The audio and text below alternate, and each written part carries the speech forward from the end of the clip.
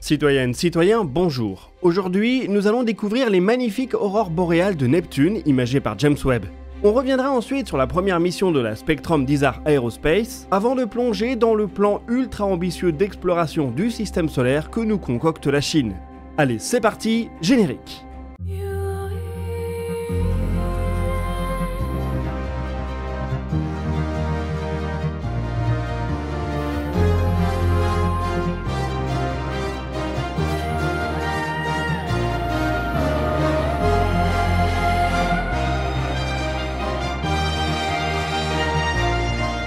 Bienvenue dans DNDE, l'émission qui vous résume l'actualité spatiale tous les mardis à 18 h.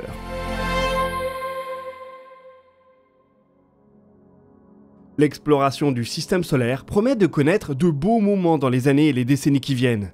L'Europe va envoyer son premier rover sur Mars. Vénus va enfin recevoir toute l'attention qu'elle mérite avec jusqu'à 5 missions. 2 sondes sont en transit vers Jupiter, une vers Mercure, et le système saturnien va recevoir son premier drone à hélice. Et ça, c'est juste pour l'Occident, il faut y ajouter de très nombreuses missions chinoises qu'on détaillera en fin d'épisode. Seulement, au-delà de Saturne, les choses se compliquent. Les 2 dernières planètes du système solaire, Uranus et Neptune, n'ont pas eu le droit aux mêmes efforts que leurs consoeurs. Elles sont tellement lointaines et difficiles à atteindre que depuis le début de l'ère spatiale, on doit se contenter d'une unique mission, un double survol et une poignée d'images que nous a offert Voyager 2 en 1986 et 1989. On va peut-être enfin avoir droit à des missions dédiées vers les géantes de glace, voire à des orbiteurs. Il faudra être patient, ce sont des efforts qui ne déboucheront que dans les années 2040 au mieux.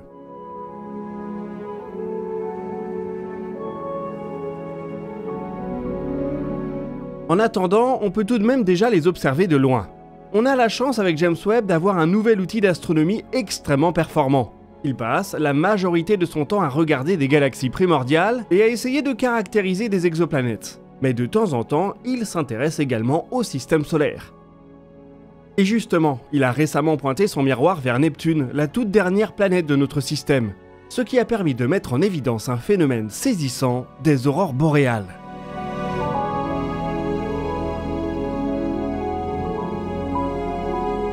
On soupçonnait déjà la géante de glace d'en abriter. Le survol de Voyager 2 en 1989 avait permis d'ouvrir la piste, mais sans preuve certaine.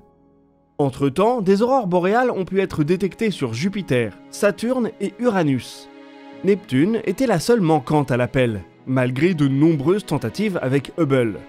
C'était de toute évidence un problème de capacité puisque la géante a fini par cracher son secret. Sur cette image, qui combine des observations de James Webb et de Hubble, elles nous apparaissent en vert cyan. On peut également y voir les nuages de la géante.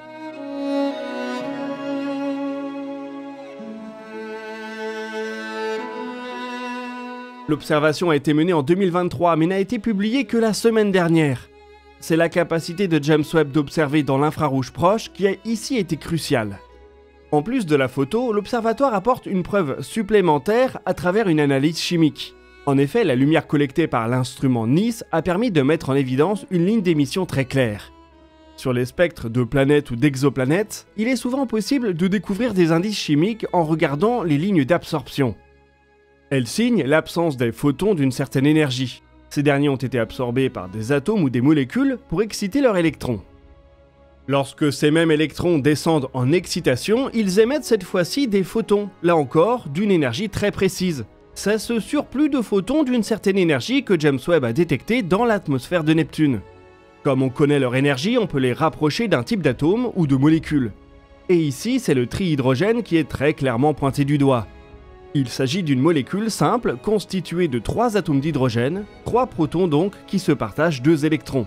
Ce qui la rend intéressante, c'est que cette molécule a également été observée lors d'aurores boréales sur d'autres planètes géantes.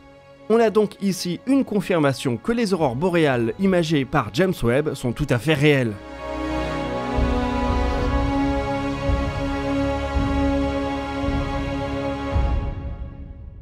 Si vous observez bien la photo de l'observatoire, il y a tout de même une particularité qui rend les aurores de Neptune uniques. Sur Terre, on appelle aussi les aurores boréales les aurores polaires, car elles se produisent généralement près des pôles. C'est également le cas sur Jupiter et Saturne. Mais sur Neptune, elles semblent englober presque toute la planète. Elles ont même l'air d'être plus intenses au niveau des latitudes moyennes qu'au niveau des pôles. Cela est dû au fait que les pôles magnétiques de la planète sont fortement désaxés par rapport à son axe de rotation. Cela offre un spectacle un peu étrange qu'on aurait très envie de voir de près. Encore une fois, il va pour cela falloir faire preuve de patience. La NASA et la CNSA, l'agence spatiale chinoise, réfléchissent à des missions vers la géante de glace. Mais on sera tous plus vieux d'au moins 15 à 20 ans avant de voir leurs résultats. Il faudra en attendant se contenter des images de James Webb et Hubble pour suppléer notre imagination.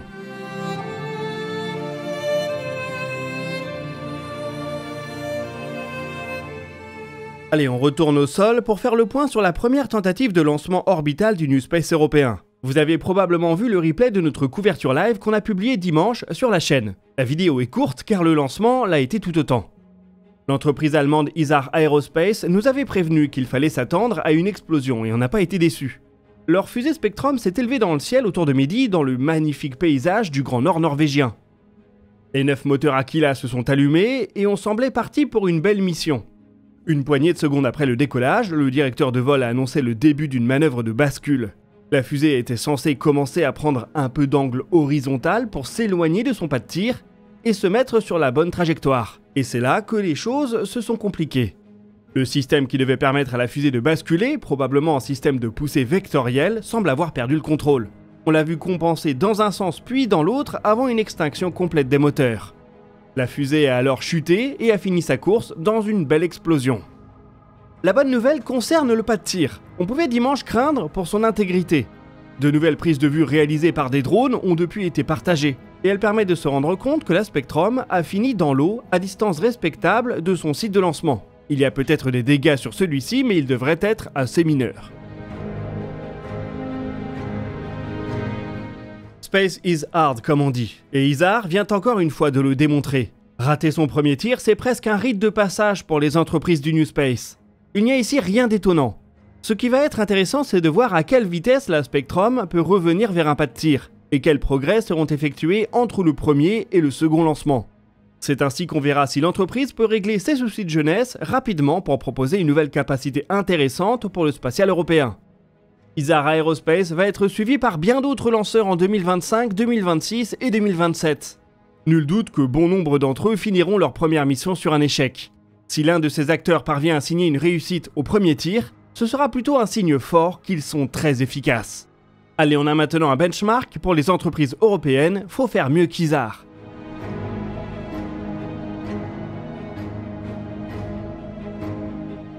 Allez, toujours en Europe, on a des nouvelles du rover Rosalind Franklin, le premier rover européen d'exploration de Mars, qu'on a évoqué brièvement au tout début de l'épisode.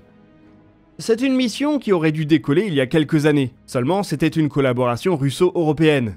Les Russes devraient fournir un lanceur et un atterrisseur et les Européens feront finalement 100. Le travail sur Rosalind Franklin a été relancé en avril 2024 avec un lancement maintenant prévu en 2028. Pour pallier à l'absence russe, il y aura également une nouvelle architecture. L'atterrisseur sera européen et la fusée sera américaine. La semaine dernière, l'Agence spatiale européenne a ainsi attribué à Airbus le contrat de fabrication de l'atterrisseur, la partie du vaisseau qui doit traverser l'atmosphère de Mars et se poser en douceur à la surface. Le contrat a une valeur d'environ 200 millions d'euros. Le recours à une fusée américaine peut vous paraître surprenant en ces temps de discorde, mais il est tout à fait justifié. La NASA va fournir plusieurs éléments à la mission. C'est elle qui apportera les rétrofusées pour le freinage final de l'atterrisseur. Elle fournira aussi une petite quantité de plutonium-238 pour aider à garder le rover au chaud. Et dans la loi américaine qui dit plutonium-238 dit lancement obligatoire aux États-Unis. L'Europe n'a pas de filière pour cet isotope qui est fabriqué en quantité artisanale aux États-Unis. On parle de quelques kilos par an. Il sert quasi exclusivement à une poignée de missions spatiales.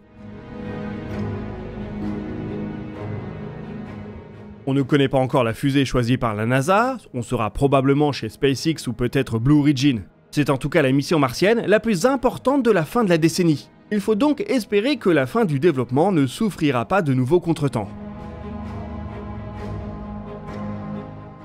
En Chine, l'exploration du système solaire se pense à long terme.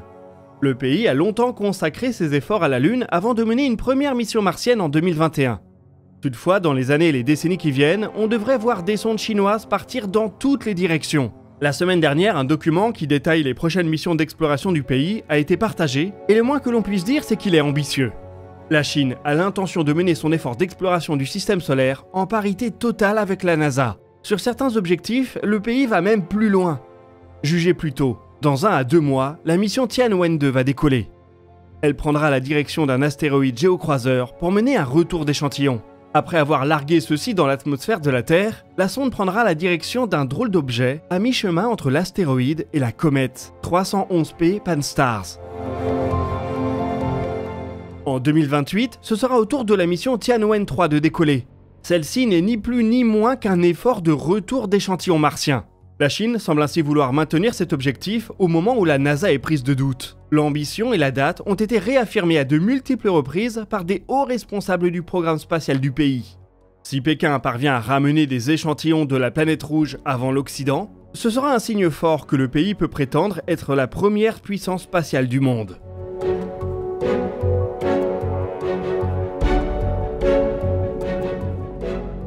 Un an plus tard, en 2029, la mission Tianwen-4 doit à son tour décoller. Il s'agit cette fois-ci de prendre la direction de Jupiter pour aller se mettre en orbite autour de la lune Callisto. L'étude des lunes océans et de leur potentiel pour l'exobiologie sera au centre de la mission. Dans les années 2030, la CNSA fera encore plus fort. En 2033, l'agence spatiale chinoise prévoit ainsi la première mission de retour d'échantillons de Vénus. Il s'agirait de collecter des gaz dans l'atmosphère sans se poser à la surface avant de reprendre le chemin de la Terre. Pour 2038, le pays veut établir une sorte de base martienne qui servirait à mener des expériences d'exploitation des ressources. On ne sait pas trop si elle serait habitée ou non. Si c'est à l'image du programme ILRS sur la Lune, ce pourrait être une base dans un premier temps robotisée, mais destinée à accueillir des humains à long terme. Dernière date communiquée, 2039, qui verrait le décollage d'une mission à destination de Neptune, la dernière planète du système solaire. Elle servirait à étudier la géante de glace et sa lune Triton, notamment dans une logique d'exobiologie. La quête de la vie semble ainsi imprégner tout le programme chinois, que ce soit sur Mars, sur Vénus ou sur les lunes glacées du système solaire externe. Ces missions ont le potentiel de faire des découvertes très significatives, et on espère que l'information scientifique circulera entre l'Orient et l'Occident sans trop de considération pour les fiertés nationales. En parallèle de ce programme d'exploration très ambitieux, la Chine mènera bien évidemment la suite du programme Chang'e et des vols habités en orbite basse et normalement jusqu'à la Lune. Le pays espère poser ses premiers taïkonautes sur notre satellite avant le tournant de la prochaine décennie.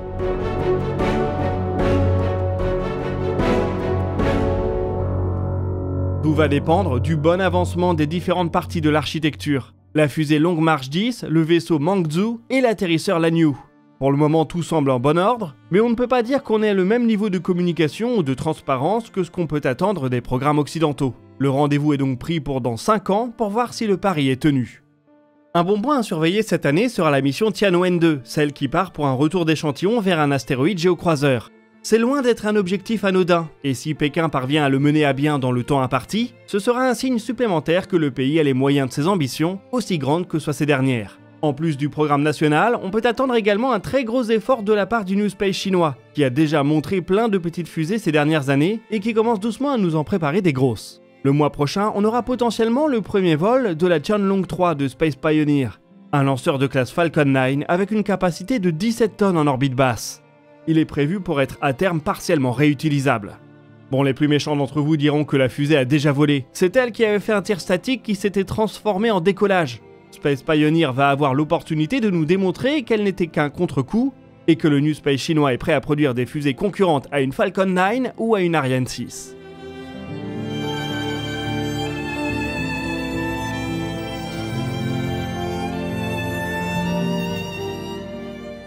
Voilà qui nous amène au bout de cet épisode de Dernières Nouvelles des Étoiles. L'émission continue en live jeudi à 10h avec Maxime.